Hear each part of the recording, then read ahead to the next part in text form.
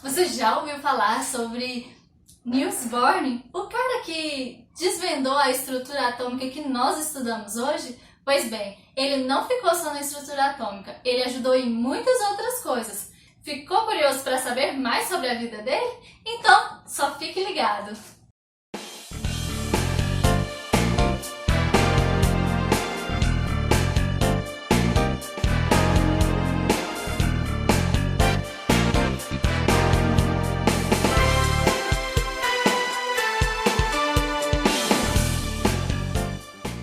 Olá pessoas, eu me chamo Clarice e hoje nós vamos falar sobre a vida de Niels Bohr, que não só apresentou a estrutura atômica que nós trabalhamos hoje, mas também contribuiu para a física nuclear, além de influenciar um monte de cientistas por aí.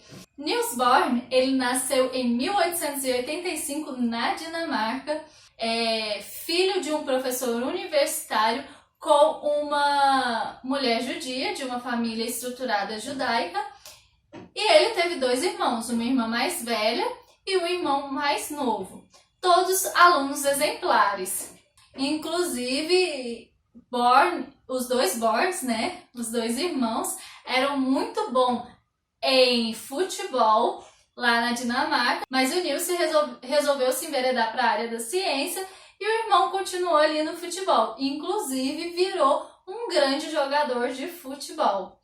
Niels então resolveu ir para a Inglaterra estudar com nada menos do que J.J. Thomson, que foi o primeiro cara a desenvolver uma estrutura atômica, a estrutura de Thomson.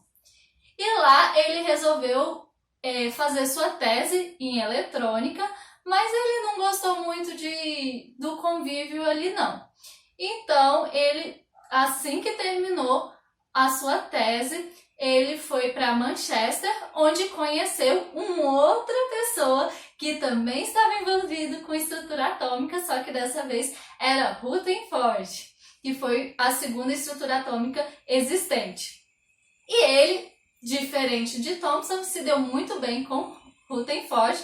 Rutherford era só elogios para o seu assistente de laboratório e Bohr acredita que a vida dele mudou completamente depois que conheceu Rutherford.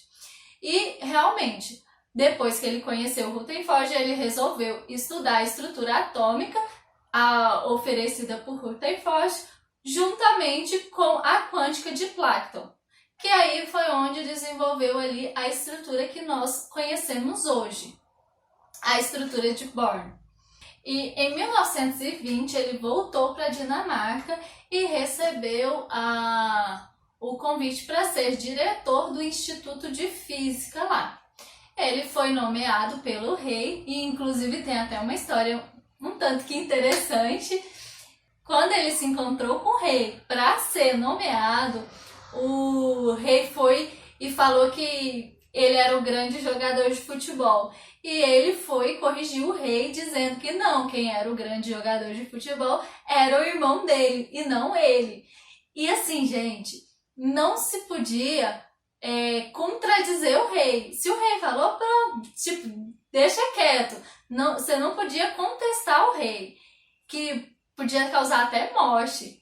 Mas ele foi e contestou. E o rei parou e repetiu para que ele não cometesse o mesmo erro. Só que ele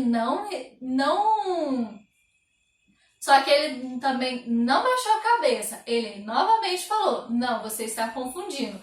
Quem é jogador de futebol é meu irmão. Eu não sou jogador de futebol." E aí o rei então não falou mais nada e ficou por isso mesmo. E deve ser por isso que depois não se tem história de encontros entre ele e o rei novamente. Mas assim,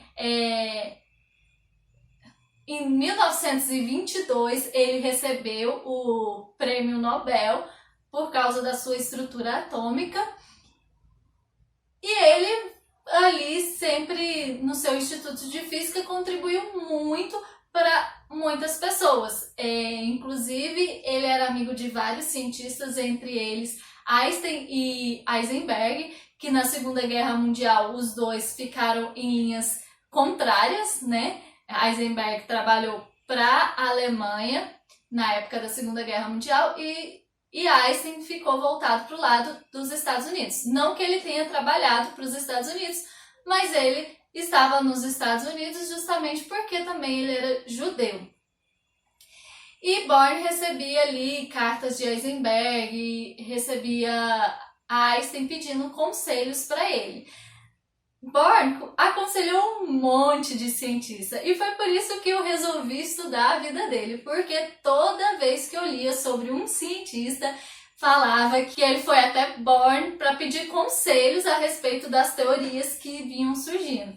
Então, ele era um nome de grande importância para a ciência da época, os contemporâneos dele. Só que assim, Born também era meio judeu. A mãe dele lá vinha da família judia. E na Segunda Guerra Mundial, a Alemanha estava para conquistar a Dinamarca e Born ficou com muito medo de ser capturado para trabalhar para a Alemanha. E ele não queria isso. Então, eles fizeram bem bolado ali para Born pudesse fugir da Dinamarca. E aí, com medo de que os alemães parassem o avião que ele estava, eles então resolveram colocar Born dentro de uma cápsula de bomba. Então Born viajou da Dinamarca, Copenhague, até a Inglaterra dentro de uma cápsula de bomba. Quando ele chegou na Inglaterra, ele estava com hipotermia. Ele quase morreu congelado nessa viagem. Então ele ficou um tempo ali na Inglaterra e logo depois pegou um avião para os Estados Unidos. Nos Estados Unidos, ele sempre defendeu que a arma nuclear nunca seria a solução para nada. Então ele era totalmente contra qualquer tipo de arma nuclear, independente dos lados. Mas os governantes dos Estados Unidos não deram ouvidos para ele e fizeram lá a bomba atômica que destruiu as duas cidades na China. Terminou a Segunda Guerra Mundial, ele voltou lá para o Instituto de Física dele, lá da Dinamarca, que inclusive por muito tempo foi o melhor instituto de ensino da Europa. E lá ele defendeu o não uso das armas nucleares, que fariam mal para a sociedade num todo sem ser benefício para ninguém. E ele chegou a ganhar o prêmio de Átomo da Paz por esse feito e continuou ali aconselhando vários cientistas. Inclusive a teoria do multiverso passou pelas mãos dele. O cientista que desenvolveu a teoria do multiverso foi lá nos Estados Unidos, foi instruído pelo seu professor a ir falar com Born lá na Europa, lá na Dinamarca, a respeito da teoria para ver se ele continuava ou não com essa teoria do multiverso.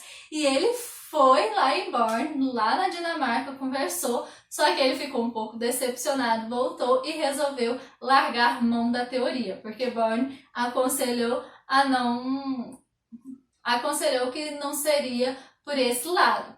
Se realmente existe um multiverso, vai demorar um pouco mais pra gente saber, né? Já que Born aconselhou o rapaz a desistir dessa teoria. E essa é a história de Born. Aconteceram algumas outras coisas inusitadas na vida dele, mas praticamente foi esse o percurso que ele fez e esse o percurso que ele influenciou na ciência e no mundo que nós vivemos hoje, né? Afinal de contas, a estrutura atômica veio dele, ele aconselhou um monte de outros cientistas a continuarem, a desenvolverem as teorias que hoje são vistas como grandes teorias e ajudou na física nuclear, que apesar dele ser contra o armamento nuclear, a física nuclear ajuda em muitas outras coisas, não só em armamento. Born então morreu em 1962 com tuberculose e foi assim o fim de sua vida. E aí, curtiram a história de Born? Então deixe seu like aí, deixe seus comentários e se você ainda não é inscrito do canal, está esperando o quê? Se inscreva no canal para ouvir mais histórias de cientistas e também para conhecer mais sobre tecnologias e aprender robótica. Interessante, eu gosto muito das histórias desses cientistas porque cada um desses cientistas viveram de uma forma totalmente diferente, tinha uma personalidade diferente e tinha toda uma vida estruturada diferente. E isso mostra que os cientistas podem vir de qualquer lugar. Que você que está me ouvindo pode ser um cientista também. Por que não? Cientista não tem rótulo. Ah, para ser cientista você tem que ser assim, tem que ser assado. Não.